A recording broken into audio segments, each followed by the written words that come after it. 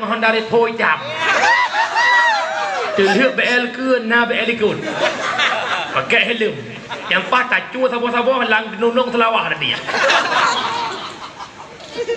nyari riba oh na bahaya riba ne jawab lon tanya ne kauri mulut na pelai syafaat ba Rasulullah nya ne harap kebantu Rasulullah tapi menyereneh matang ne pakai atas riba baik ne melumpuh syafaat tapi yang merumput hanyalah laknat. Dalam kitab Syarqawi Alat Tahrir jilid kedua bab riba ada satu hadis sangat jelas, la'ana Rasulullah akala riba wa muwakkilah wa syahidah wa kitabah. Dilaknat oleh Rasulullah urang pajuh riba, muwakilnya riba, wa syahidah saksinya riba. Hai tu biat peng riba mihana saksi dua atau ledra, kemudian wa kitabah urang tulis-tulis tukang urus. Hai tu biat pengnya mihana saurus urang cok peng saksi saban kinang laknat ba Rasulullah. Mantang ni cok mantang ni cok ino le dakwah tu syukurullah duk ngabiat tu syukurullah pre acina ba sira urang baklong yang kakaya selama cok pengen pun kalan jumuh puhi. Sejarah membuktikan tak pernah kaya. Yang kejar udek mak tenang ada medeh le leho ngro poh le poh pek ngelakon semua belah kalau di rumah.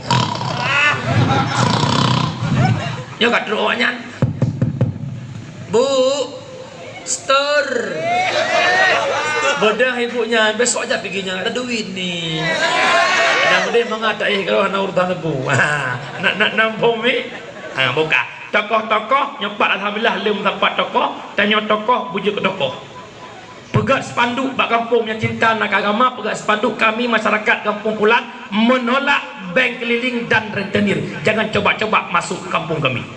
Si pegat dia buktikan merah. Hai punya janji berangkat saja yang menang dong kepegang mana kian jangan bawa lah buka ini dia menang nyok aku tuntun nanti aku jom nak kau ya kamera apa itu arah ramah orang gara-garanya orang kan wah itu lego pin buka.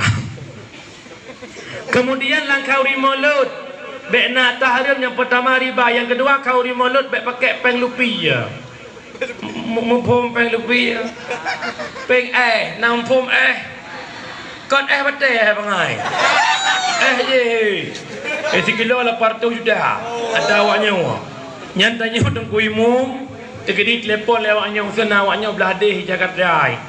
Nah, nak tanya kat kaya di situ ni jak kaya. Iya tanya mupluh tu di Jakarta nak kaya. Iji situ di Jakarta kai blang cukup luas toko heboh muka alam baru taji mendu. Assalamualaikum kaimum. Waalaikumsalam. Majam mulut. Insya-Allah orang minggu. Kaimum. Baklong lumur heboh.